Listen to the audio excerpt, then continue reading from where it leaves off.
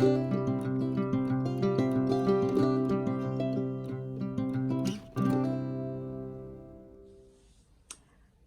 guys, welcome back to my channel, ring light and all. I am on probably take 30, like seriously, trying to get this camera set up to where I can actually sit here and talk and video myself. Yeah. It was a nightmare, and it's still not perfect because I look like I'm wearing a ring light. And so anyway, welcome back to my channel. My name is Betty. I am the owner and creator of Betty's Custom Design. I have an Etsy store. Obviously, I have this crazy YouTube that you can tell I don't know what I'm doing.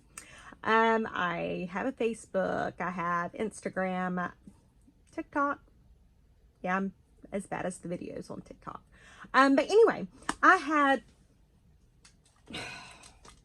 This light is going to be the death of me.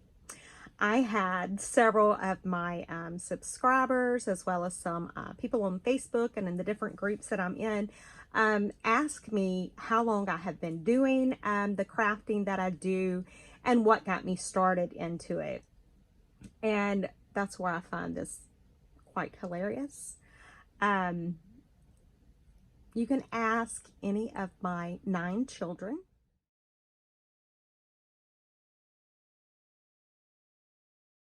Yes, I said 9. I did. So that should let you know I'm crazy. 5 girls, 4 boys, all by the same dad, all singles, no twins, not Catholic, not Mormon, dumb Protestants. Yes, we had a TV. Yes, we know what causes it. Okay, there. Got all those questions out of the way. Oh my God, I'm on the roll tonight. I'm sorry. I'm like making myself laugh. Anyway, when my girls got married, I was not the one that done their flowers. It was their dad. My ex-husband was the crafty one, as far as that kind of stuff, and he did all of their flowers. I would bake their wedding cakes and he would decorate them. And my crafting skills were not so amazing. I wouldn't even call them skills. My girls would not even let me cut the leaves off of the flowers that they were using for the wedding because Mama couldn't even do that. So, how did I end up here? How did I end up doing all of this kind of stuff? Well, let me tell you, I'm going to try and keep this kind of short and sweet and whatever.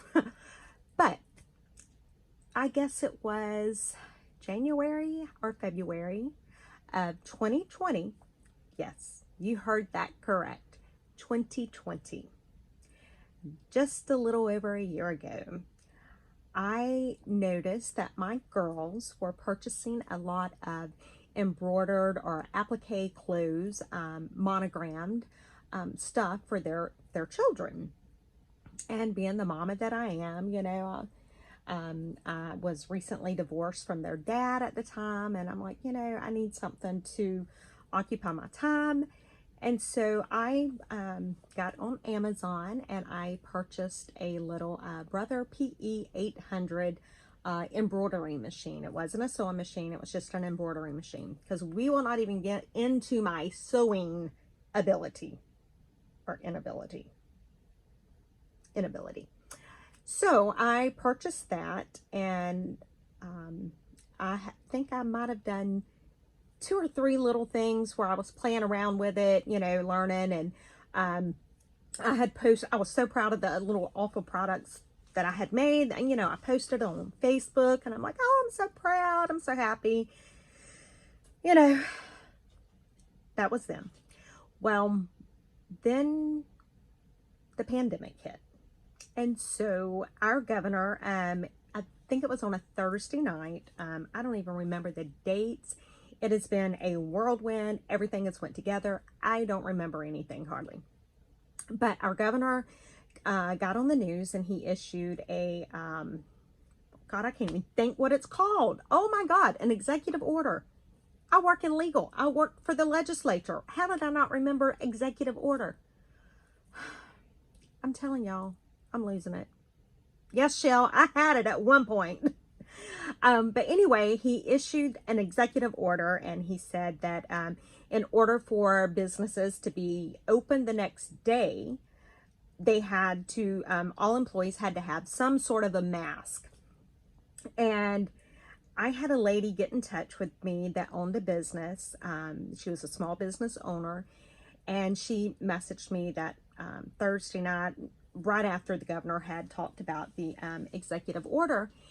And she messaged me and she said, "Hey, Betty, can you possibly make me 3 masks so that I can have my business open tomorrow, because it's my livelihood, you know." And, you know, my ex-husband and I, we had owned a business for 25 years. And so I understood what it's, you know, what it was about.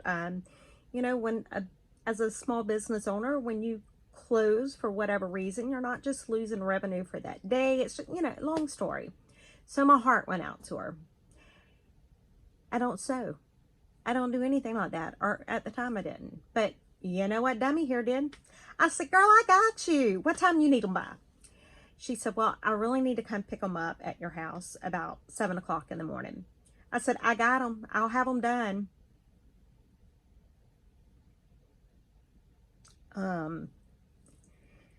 Let me tell you, that night was probably one of the worst nights of my life. I had made a commitment to this lady so that she could keep her doors open to her business. I don't know how many. Oh, and I did, whenever I was, back up, when I bought the Brother PE800, that was an embroidery applique machine. I had watched the wonderful Angela Jasmina here on YouTube as well. I had watched her, and she made it look so easy to make tutus. And she told me what kind of sewing machine I needed to get. And I'm like, I can do this. So I also went out and bought a Brother heavy duty sewing machine that I didn't know how to use. Okay. Fast forward back to my story. So I had this material from doing the appliques, and I had a sewing machine, I had an embroidery machine, I had everything except the skills and knowledge on how to sew. So needless to say, that night, I don't know how many times I cut material out. I cut it short, I cut it crazy when I tried to fix it, then I really got it short.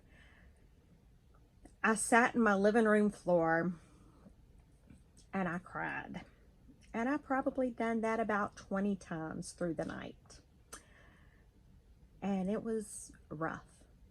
But I had made a commitment, and I was not going to let her down. Didn't matter what I went through, I wasn't going to let her down. So, needless to say, I didn't go to sleep at all joking aside. And I think I got done with her 3 little masks about 6:30 that morning. And she was coming by at 7 to pick them up. So here I am after the crazy night I had. And apparently I wasn't thinking straight. Yeah, I definitely wasn't. But anyway. So I was so proud of those 3 little awful, ugly looking little masks that I posted a photo on Facebook. And I'm like, oh, I'm so proud of myself. I thought that was it. I had fulfilled the commitment that I had made, and everything was good. Until my Facebook Messenger started blowing up of people needing masks. And I am a sucker when it comes to somebody being in a pinch or tight or bind. I will do whatever I can do. I may not know what in the dickens I'm doing, but I'll figure it out if it means helping you. So all of a sudden, I was overwhelmed with orders for masks. So I started busting my butt and learning how to make these masks. And I'd done that for about 3 weeks, and I started feeling more comfortable. And I was sitting at work one day, and I didn't even have an Etsy. No, I think I had just opened an Etsy shop, or I don't know. I had nothing in there. And Etsy contacted me and said, hey, if you make masks, can you please list them in your Etsy shop? And I'm like, sure, why not? I had no idea what I was doing. So I'm sitting at work, and I'm talking to my supervisor, and all of a sudden I get an email, and it says, congratulations on your order for $796. Yeah, you heard that right. And I just stopped what I was doing. I was like, whoa, hold up, Miss Val. Hold up. Something's wrong here. And I checked it, and sure enough, it was correct. I had somebody order 100 masks from me to be shipped in 7 days. 7 days. So I got a hold of my parents, my girls, my boys, and at the time, because everything had just hit, my daughters, they weren't working, they were not able to work. And so I was like, look, I'll pay you, I'll do whatever. I need y'all's help. So I employed their help. And so in the middle of that 100 mask order, I still had all of these other orders coming in. And then I got another order for 50 masks, like a day apart. So I realized very quickly that, okay, this one machine is just not cutting it. So I took, my profit. I made a profit. Wow, go figure. I was shocked. So I took the profit, and I purchased another Brother PE 800 embroidery machine. And so their names were Bertha and Betsy. And Bertha and Betsy were battling it out big time. I would go to work at my regular job. I was considered essential staff, so I didn't work from home. Still haven't. So I would go to work there. I'd get off at 5, and I'd come home, and I would work on masks until like 3 o'clock in the morning. And it was just nonstop. And I didn't realize it at the time, but the way it had happened, and I'm a strong believer in faith, and God's got a reason for everything, but the way that it happened, I was pushed into a situation that number one, I never would have done that before, ever, if I had not felt like somebody needed my help. So I was forced into that situation, basically. And I didn't even realize it, but during that time, my income from the mask was paying my children a salary, and my girls are all married, they have kids, and so they were all getting a salary when they otherwise would not have been able to work. And so looking back on it now, it's amazing at my store. I'm amazed at my story because it seems unreal. And so I done masks and kept doing masks. Well, then I remarried, and so I told my husband, I said, baby, I said, I've got to do something. I said, these two machines aren't even cutting it. I said, I got to do something different. And I had checked into, a big machine, a commercial type machine, and they were all $10,000, $15,000. Well, I was making a little bit of money, but it wasn't even that much. And so I said, I've really got to do something. And so I just, kept looking and kept working. And, I just made I don't even know how, I don't know how I made money, because I ended up giving people, you know, at the cost what I paid, or if I knew somebody needed masks, I wasn't going to tell them no because they didn't have the money. I mean, a lot of people were out of work. You know, I couldn't do that. And so I think that's why, no, back up. I know that's why I was blessed the way that I was. And so I was looking on Facebook one night looking for a machine, and I found a lady in Biloxi, Mississippi. I'm in Tallahassee, Florida. But I found a lady in Biloxi, Mississippi that had the Brother Persona PRS 1000. I'm looking at Zelda over there. That's her name. And she was selling the entire machine, the stand, all kinds of bags, threads. She had the mighty hoop. She had all of this, that flat frames. She was selling this all for $3,500. And so when I messaged her, I'm like, okay, can you give me some information? You know, how old is it? How much, you know, does it need to be serviced? And she said, well, I really don't know. And I said, well, how many hours does it have on it? And she said, I'm not even sure how to check. And I think she had had it a year and a half at this point. Now, mind you, I had Bertha and Betsy maybe 2 months by this point, and Bertha and Betsy both each had over 3 million stitches on each of them. So you can imagine, figure in 2 months, I had basically done 6 million stitches. So she had had Zelda for a year and a half, and so I'm thinking Zelda's going to be way on up there. And when she got back to me, Zelda only had 200 stitches on it. What? She wasn't even broke in. And she said, no, I just couldn't use it. I don't know how to use it. So somehow my profits for that month equaled that. And my husband and I got in my car and we drove to Biloxi and we picked Zelda up. And Zelda was a game changer for sure. I was able to start really customizing the mask. I done some Harley Davidson mask. I started doing like the breast cancer survivor.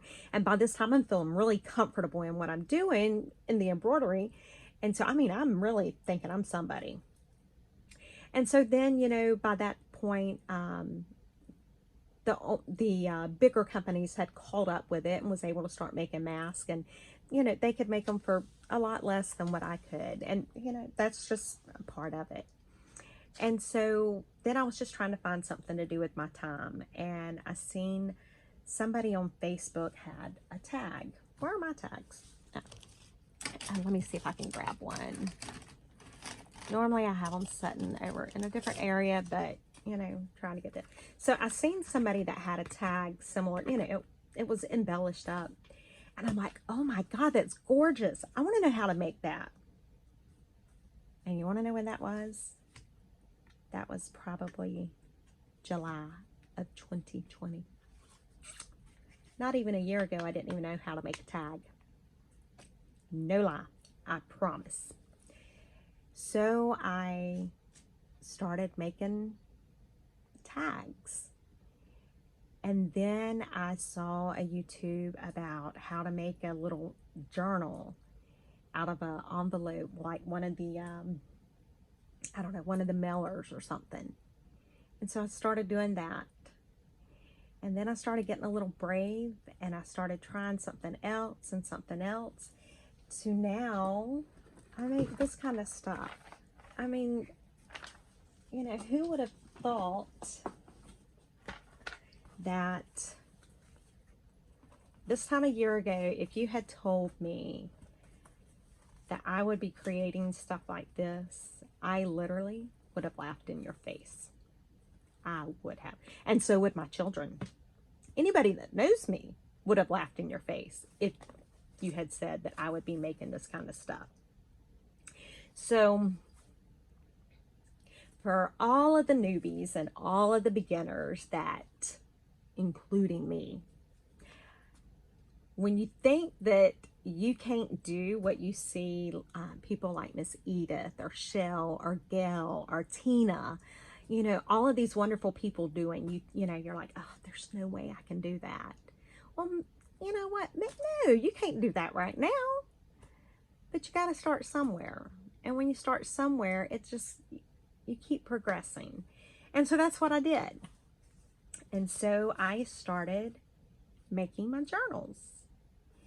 And then I'm like, you know what? And I bought every one of Tina's digitals, and I think My Porch Prints. I bought all of their digitals, and yeah, you don't want to see that file. But anyway, then I was like, I wonder if I could do that. And Photoshop, oh please, I was scared of it, terrified.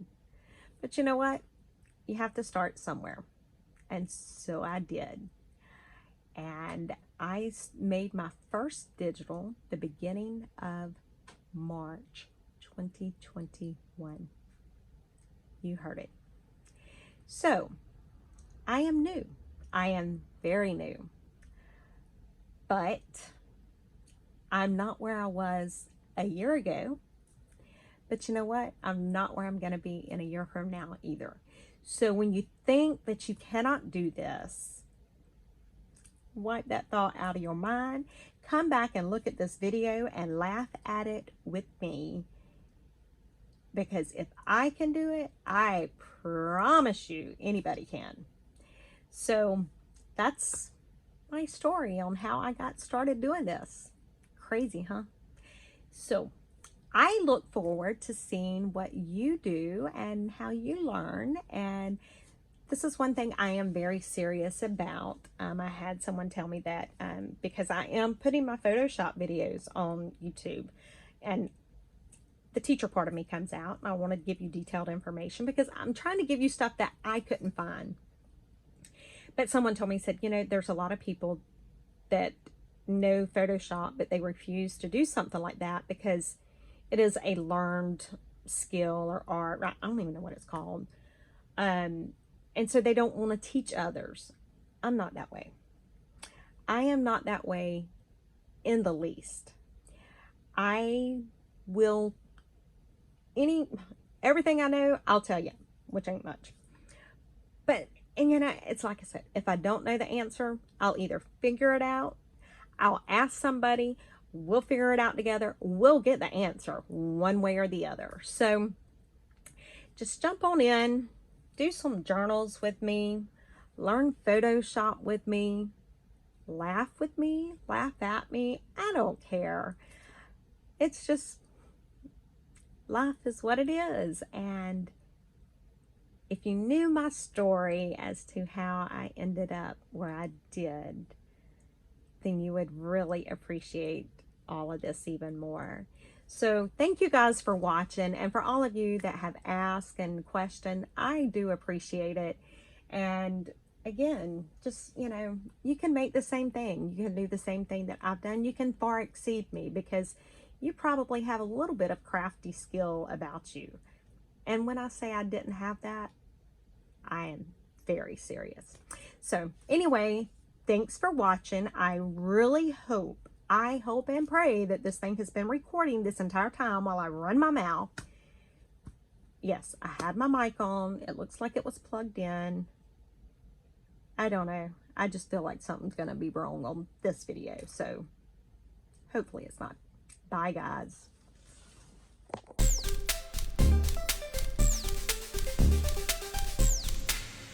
Hi, guys. Welcome back to my channel. Wow, this took me forever to get this camera set up to where I could actually talk to you guys. I probably should have done a blooper video on what not to do to be able to be on the camera. Yeah, so I am just coming on here because I've actually had a lot of people message me and ask how I got started doing crafting. Hang on.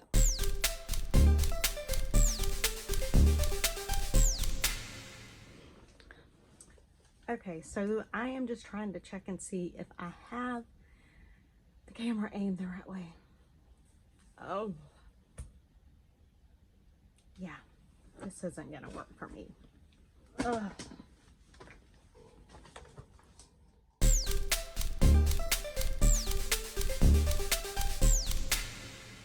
What is this considered? Like take 53? Okay, so now I'm gonna go back and see if I have it adjusted right. I am not a technology person.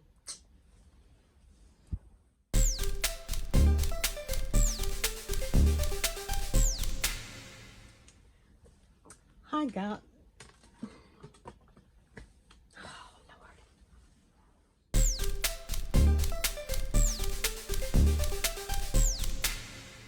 Okay, what in the world? Okay, this is gonna be a fun video. Wow. I don't even know if this is right.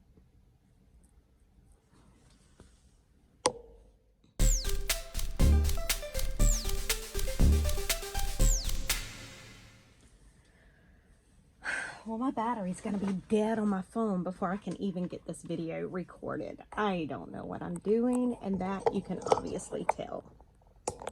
Some people make this look so easy. How do I get the video? Oh my gosh. Let's see how this looks.